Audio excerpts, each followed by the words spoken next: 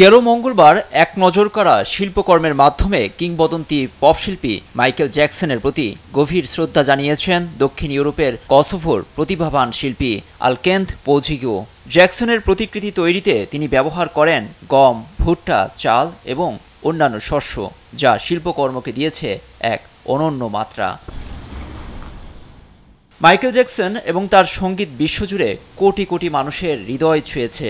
মূলত তার প্রতি শ্রদ্ধা ও সম্মান জানাতেই শিল্পকর্মটি প্রদর্শন করার কথা জানান শিল্পী আলেকেন্দ পোজিগো।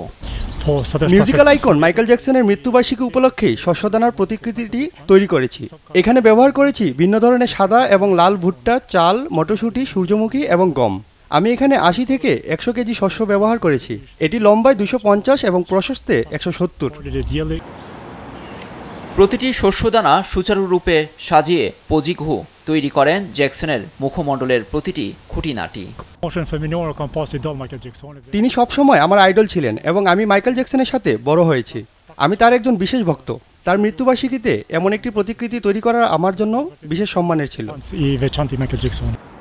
প্রদর্শনীটি দর্শকদের মন কেড়েছে এবং ইতিমধ্যে স্থানীয় ও আন্তর্জাতিক গণমাধ্যমে বেশ সাড়া ফেলেছে। অনেক দর্শকই অসাধারণ শিল্পকর্মের প্রশংসা করেছেন। প্রখ্যাত সঙ্গীতশিল্পী জ্যাকসন অতিরিক্ত মাত্রায় ওষুধ সেবনের পার্শ্ব প্রতিক্রিয়ায় 2009 সালের 25শে জুন মারা যান। এটি তার 15তম মৃত্যুবার্ষিকী ছিল। লুৎফর কবির, নিউজ ডেস্ক, দেশ টিভি।